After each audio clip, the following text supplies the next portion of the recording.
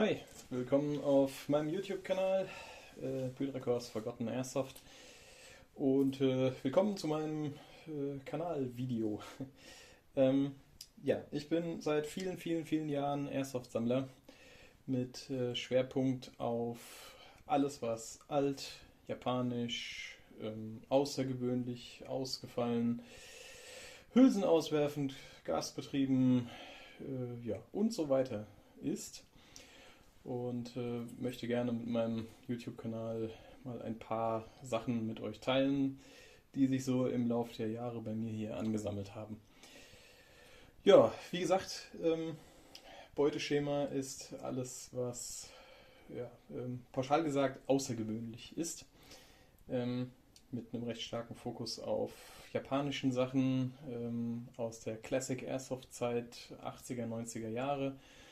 Mit einem Fokus auf alles, was irgendwie vielleicht mal discontinued war, was man nur noch schwerlich bekommt. Inzwischen auch verstärkt Fokus auf so CNC-Kits für Kurzwaffen aus Stahl, Messing oder Alu. Ja, und ich habe jetzt mal für das Willkommensvideo hier eine kleine Auswahl aus der Sammlung zusammengestellt mit einigen der Highlights, über die es vielleicht in nächster Zeit mal das ein oder andere Video gibt.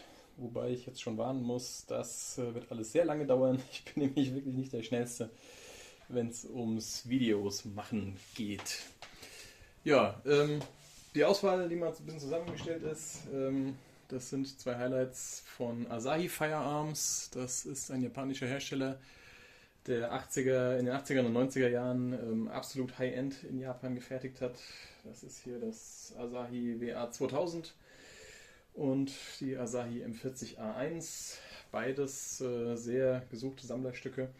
Das WA 2000 war das erste Elektro-Solenoid-System in der Airsoft-Welt, also ein Elektropneumat, und das eben schon vor 30 Jahren. Und das M40A1, auch von 1993, das war das legendäre Ende von Asahi. Das haben sie gebaut mit dieser Handpumpe, auf die vorne Hülsen aufgeschraubt werden. Die werden unter Druck gesetzt und dann funktioniert das Ganze wie ein echtes M40. Das war den japanischen Behörden zu echt und damit wurde es verboten. Alle M40 und M700, die man finden konnte, wurden vernichtet und Asahi gibt es seitdem nicht mehr. Auch sonstige Sachen aus Japan, gerade bei den Kurzwaffen, auch gerne mal aus Kunststoff, finden sich in der Sammlung.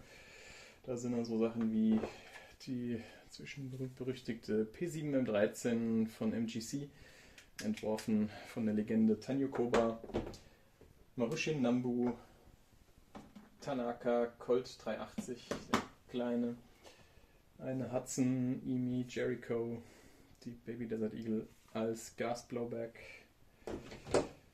eine Marushin AMT Automag Gasblowback.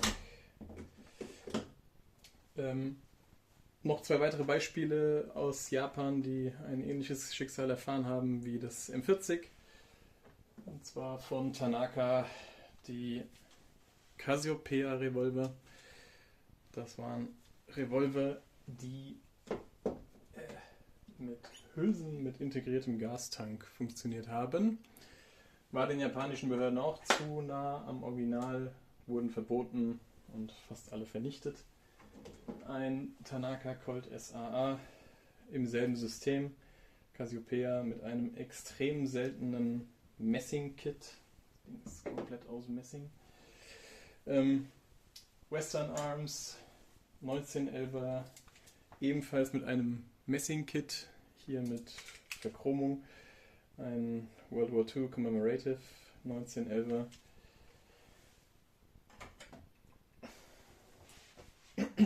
Ganz normale Western Arms, auch immer gerne genommen, gerne gesehen. Western Arms Gasblowbacks sind definitiv etwas Besonderes. An nicht-japanischen Herstellern, wie gesagt, es ist alles interessant, was außergewöhnlich ist, egal wo es herkommt. Haben wir sowas wie die KHC Maverick Model 88. KHC ist zwar eine japanische Firma, hat aber in Taiwan gefertigt. Die erste Springer Airsoft mit mehreren Läufen, die es überhaupt gab. Hephaistos Kosa HTS 14, ebenfalls inzwischen sehr gesucht. Und dann haben wir hier noch was aus der Stahlecke. FPR Kimber Grand Raptor, komplett aus Stahl gefertigt und schwer. Eine WE Desert Eagle mit ALC Full Steel Kit. Das Ding ist tatsächlich schwerer als die echte. Sehr spaßig. Ja. Hierüber und über so einiges andere aus der Sammlung wird es also in nächster Zeit vielleicht mal das ein oder andere Video geben. Und ich hoffe, ihr habt da vielleicht dann ein bisschen Spaß mit. Bis dann.